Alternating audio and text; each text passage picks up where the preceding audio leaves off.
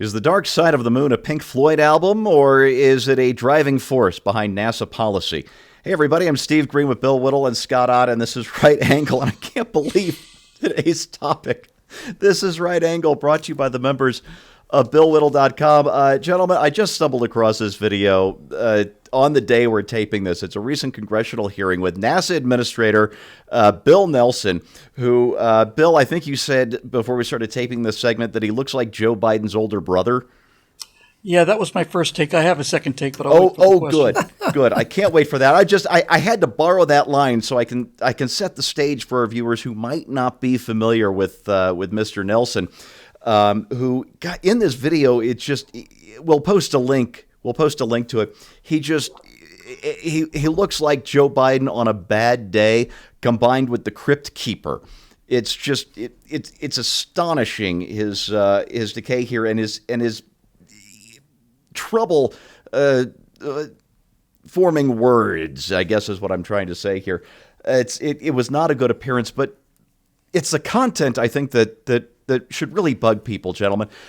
He was asked by whoever his questioner was, some congressman or senator, I assume. I couldn't tell from the video. What are the Chinese doing on the backside of the moon? So this is about the Artemis program and who's going to be the first country to get back on the moon and what our plans are. And NASA Administrator Bill Nelson said they're going to have a lander on the far side of the moon, which is the side that is always in dark. We're not planning to go there. Bill, would you mind telling us just how wrong that is? Sure. Let me just start out by saying I could not place who it was he reminds me of until finally I did. I think he's a dead ringer for Fire Marshal Bill from In Living Color. I think they're indistinguishable. This is when you start to study astronomy and space and stuff, this is the first if you really get into it as I did and you become kind of an advocate for astronomy, this is the first thing out of the box that you politely correct people on. And not in a scolding kind of way, just in an interesting kind of way. Then you could talk about gravitationally locked tidal forces and all the rest of this stuff. But this is the letter A of the alphabet of what you should know about space. Namely, there is no dark side of the moon. There is a far side of the moon, but the far side of the moon gets just as much light as the near side does, because as you pointed out on our backstage show, the moon is tidally locked towards the Earth, but not towards the sun. So it is the most fundamental knowledge, and for the administrator of the National Aeronautics and Space Administration, which I might add orbited the moon in Apollo 8, 10, 11, 12, 13 flew around it, 14, 15, 16, 17. That orbit after orbit after orbit after orbit, while those guys were down on the ground, was over the far side of the moon. And the far side of the moon is remarkably different looking than the near side. There's almost none of the lava flows that make up the various seas on the moon that we call Sea of Tranquility and Serenity and all the rest of them. But nevertheless, Steve, it's not only the first thing you learn in astronomy, it's also the very first step you take off of the planet, right? I mean, it's the first. You're not even off the welcome mat. You're off of that front stair where the screen door closes, but you're still on the welcome mat on your journey, across the Himalayas of knowledge to the far reaches of space, and you can't get the welcome mat right. The fact that NASA is headed by a man like this and appointed by a man like this is an indication of a crystal clear indication of just how fossilized NASA's thinking is, how fossilized and 20th century the entire Artemis program is, and how unlikely it is to succeed, how incredibly slow, stupid, expensive, self-satisfied, smug, ignorant, dumb agency has become. It's become a standing army of bureaucrats. And this guy is the guy they prop up in the corner to address the standing army.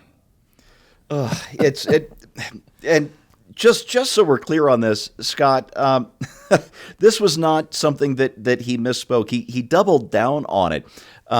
He was the follow-up question just immediately. It's all in the same clip. The follow-up question was, why not go to the far side of the moon or the dark side if you are indeed a Pink Floyd or the administrator of NASA, and what's the benefit of going there to the far side of the moon? And Nelson said, "We don't know it's on the back side of the moon." Oh. Despite having orbited it many times. Hundreds and hundreds and hundreds of times. Thank you, Bill.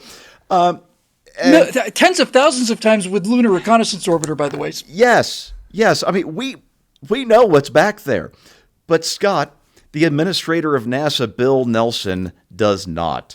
Could that be, in a nutshell, why we can't get back to the moon on time? Or I'm thinking right now, maybe ever. Well, yeah, and my initial thought was, I don't know if I want to go to the dark side of the moon because Roger Waters might be there and he might want to be lecturing me on politics, and I just didn't want to put up with that. But I mean, there are several possibilities here, I think, Steve, and I think you're cavalierly overlooking it. Some of these things. For starters, that is my brand. Mr. Nelson may be what are called flat mooners. He may be one of the flat mooners, and so, I think we need to bring him along a little more gently there. First, introduce him to the idea that the moon is not just a disk. So that's a possibility. It's a wall of darkness. I think this goes along with some other ideas that we may have to disabuse him of. For example, I've heard that Bill Nelson wants us to go. He wants us to go to the moon when it's in that thin thumbnail shape because it might be easier to land on that gentle downslope bottom area of the moon, just that nice little curve area. You just kind of come to a rest there. I'm also well. You can't land. You can't land then, Scott, because you might fall off. You might go off the edge. You might just slide off the moon. Slide right down. Yeah. I've also heard that he thinks that American dairy farmers are opposed to mining the moon because it would tank cheese prices here on Earth. So there are all kinds of things that he may think that we don't yet know about. I don't think he's is he a scientist? I don't think he's a scientist, right? He's just an administrator. No, he's Did he go to high school? I think is a better question. Well, see, is that a requirement, really? But I think when he went to high school, the moon hadn't been invented yet. There are probably that's right. God hadn't created it yet. He arrived on day 3. There are probably quite a few professors at universities around the world who lament the intellectual condition of the president of their university. So I'm not sure that his job requires deep knowledge or even superficial knowledge of the moon. It is a little alarming, though. I mean, I'll be honest with you, because I'm assuming he gets to make some funding decisions, and if he's already ruled out landing over there because apparently there's no headlights on the landing craft, so we wouldn't be able to see if it was safe to land. It's a little scary. Yeah. The Soviets have been there on the dark side of the moon, and we better get our butts up there because there's a flashlight gap, and it's getting wider. To Nelson's credit, he did say that we're going to the South Pole of the moon because we believe that's where water is. And, of course, water is vital if we're going to establish not just a permanent residence there, but be able to refuel vehicles there. Pardon? Because it's in the dark. Because it's in the dark. That's why we're going to the South Pole, because the bottom of the craters at the South Pole are perpetually dark. Doesn't the water down there just drip off the bottom of the moon, though? Falls off the bottom of the moon. Yeah. Yes. That's why there is no water on the moon. All just fell off the bottom. Yeah. That's just, it drips down to the South Pole. Yeah. Wow. I can't believe I found this story when I did, and that we're actually reporting on this thing. But I also have to admit, despite all the amusement, that I'm not entirely surprised.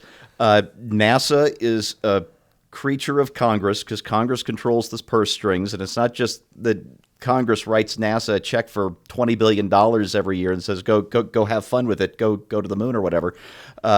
Congress is very explicit in how NASA spends its money. And I learned everything I needed to learn about how Congress administers, for lack of a better word, NASA, when I found out that the SLS, the Space Launch System, aka the Senate Launch System, that is $4 billion a launch boondoggle that has flown once, and maybe we'll fly a few more times if we can scrape together enough sofa change, that it uses, this was our money-saving idea, that Congress mandated that it reuse space shuttle engines, which, oh, that sounds great. Reuse, recycle, right? Except SLS took reusable space shuttle engines and made them disposable. The SLS goes up, the SLS crashes in the ocean. We're going to throw away our reusable engines. That's our plan. And sinks the reusable engines in the ocean. So the fact that Bill Nelson thinks that the Far Side of the Moon is a Pink Floyd album, I can't say I'm surprised. All right, that's your right angle on that. I hope you had fun with it, and I hope you're not crying over our chances of getting back to the moon. Elon Musk, save us from ourselves. Thanks for watching. We'll see you next time.